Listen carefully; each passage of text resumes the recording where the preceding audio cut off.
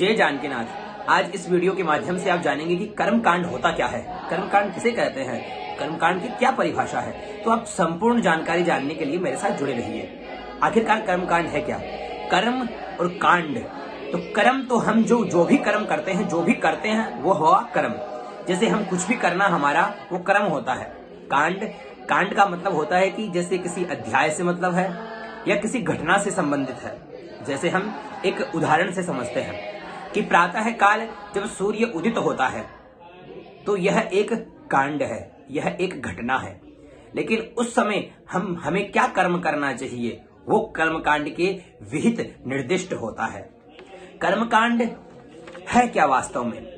तो शास्त्र विहित जो हम कर्म करते हैं, जो भी धार्मिक कर्म करते हैं, वेद का वह भाग जिसमें नित्य नैमित्तिक कर्मों का सांगोपांग विधि से विधान दिया हुआ रहता है, वह शास्त्र जिसमें यज्ञ संस्कार आदि कर्मों का विधान रहता है, उक्त विधानों के अनुरूप होने वाले कर्म को हम कर्मकांड जाने। यह मनुष्य के दैहिक, दैविक, भौतिक तीनों तापों का नाश करती है।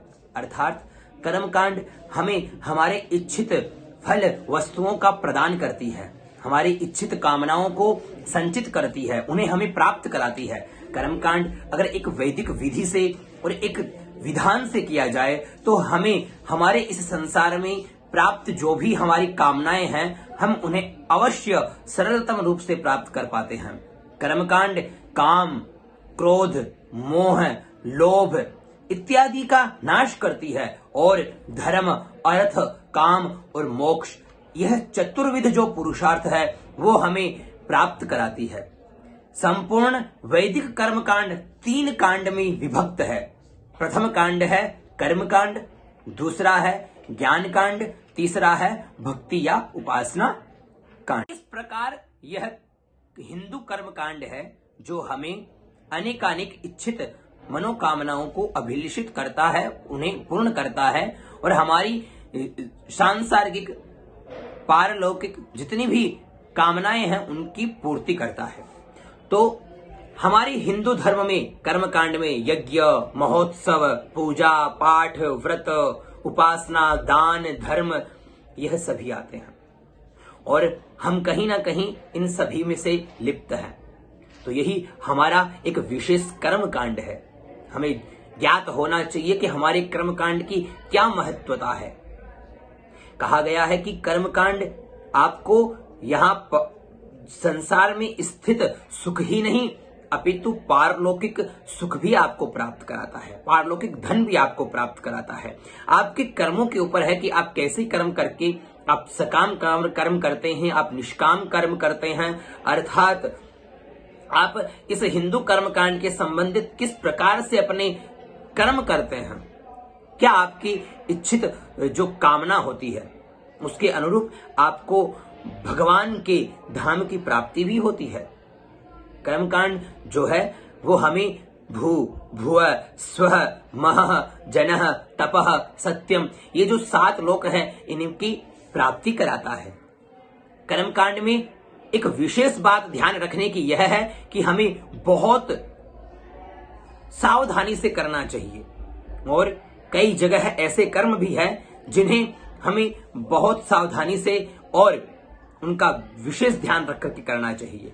एक हमारे जो वेदों में मंत्र है उन मंत्रों का उच्चारण एक विधिवत स्वर से, उदात, अनुदात, स्वरित इत्यादि जो विधान है उस विधान से होना चाहिए।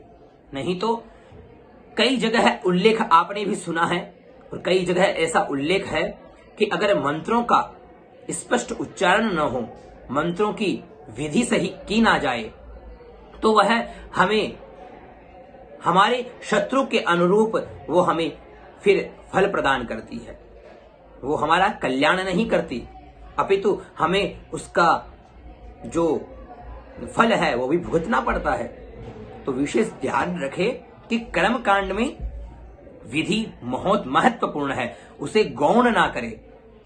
कई बोलते हैं कि हमारे सर भाव है तो हमें क्या जरूरी है, भाव है तो सब कुछ है। नहीं, कर्मकांड में भाव नहीं है। भाव की प्रधानता से पूर्व यहां जो है एक विधि का विधान जरूरी है, एक विधि होनी चाहिए, विधि से परिपूर्ण हो, उसके पश्चात भाव है। विधि एक जो जिस विधि से कार्य कर्म होता है, वह विधि होना बहुत ही आवश्यक है। विधि के साथ भाव हो, ऐसा चलता है। लेकिन अपन बोलते हैं कि भाव है तो हमें क्या करना चाहिए, चाहे विधि गौण हो जाए, ऐसा कदाचित हमें नहीं करना चाहिए। कर्मकांड में विधि की महत्वता है, तो विधि का विधान जरूरी है।